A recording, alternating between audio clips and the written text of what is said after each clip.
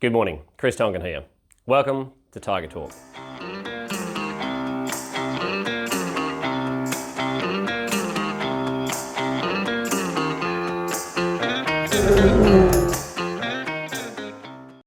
Today I'm going to be talking to you about the effect of the recent first in, first served shipping slot auction in WA for the 22-23 season. The first in, first served shipping auction was to allocate the remaining shipping capacity after the long-term agreement slots had been allocated. It's as we predicted, it's increased competition and also wheat basis. Basis has increased significantly from around minus 190 a tonne in mid-May to around minus $10 a tonne now, depending on the port zone of course. This is a significant increase, however we look at it, the market is not used to basis levels being so negative in WA. So there's been a lot of adjustments to make in everybody's understanding of how best to manage this volatility. Geraldton zone has seen a lot more advantage recently as more of the long-term shipping slots have been allocated to the Esperance, Albany and Kwinana zones.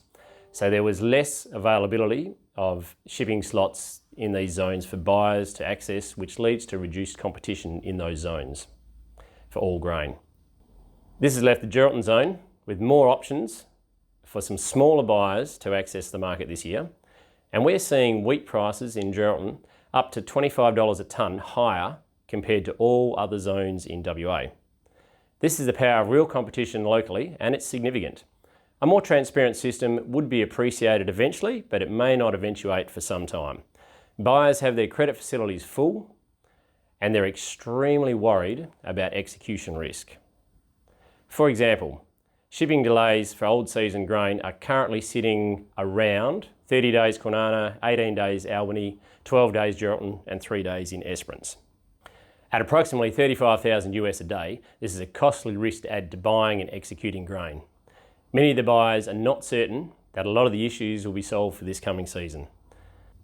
Overall, the first in, first served shipping slot allocations do appear to have been beneficial for competition in WA and for growers. The barriers to entry for access into this industry have always been difficult, and it is hard to develop a system that is universally beneficial for all parties.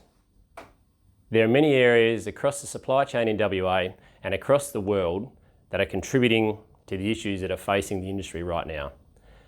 There have definitely been improvements in many areas and in this process over the years, and the challenges are starting to be met by the market. It will not be a quick or easy fix.